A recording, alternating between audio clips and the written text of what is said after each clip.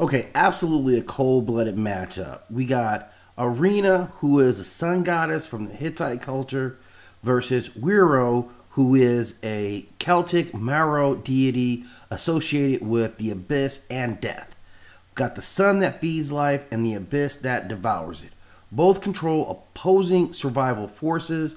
One sustains life, the other feeds on death. So let's look at how a matchup between these two could really look. If we look at Arinna, again, she's a sun goddess. So her domain, of course, is the sun, law, order, kingship, and agriculture. As her base powers go, she's going to, of course, have solar energy blast, pure radiant force, protective blessings over cities and kings. She sustains crops, life cycles, and warmth, and chills civilizations with divine light. Her strength is that she is a sustaining force. The longer she burns, the stronger the land and the people around her become. But she's rooted in stability. Extreme chaos and entropy can break her whole if she can't anchor her light. Now, Whiro, who is a god of darkness and death, obviously is associated with those two principles, as well as disease and the underworld. Now, his power is that he consumes the dead to grow stronger. He spreads plagues and decay. He manipulates shadows and fear, and his darkness can weaken the living over time. His main strength is that he's going to grow deadlier as disease spread.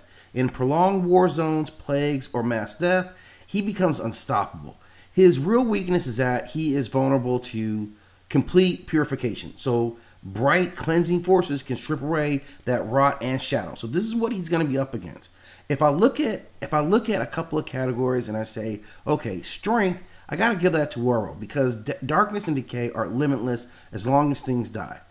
Arinna has durability though. She's divine, protective, sunlight. She's resistant to dark shadows. Their overall power set, I'm going to say they're about a tie on the things that they can manifest. In terms of tactics, Whiro may have an advantage as he's ambushed, who's going to use corrosion to wear her down.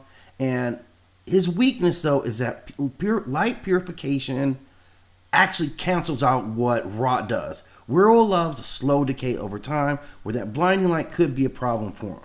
Now, as I see these two coming together, I really got to look at the scenarios. As he's maybe invading her domain, looking at the corners, trying to spread, rot and disease, just messing everything up. But overall, like he thrives in on this type of invasion, and I think this is where he really can hold it. I think overall he's gonna win 60% of these battles just because if it's a game of attrition. Death is patient, it has a long cycle, and it's willing to wait. She may be able to burn him out, but man, a continuous attack, I think eventually he emerges victorious.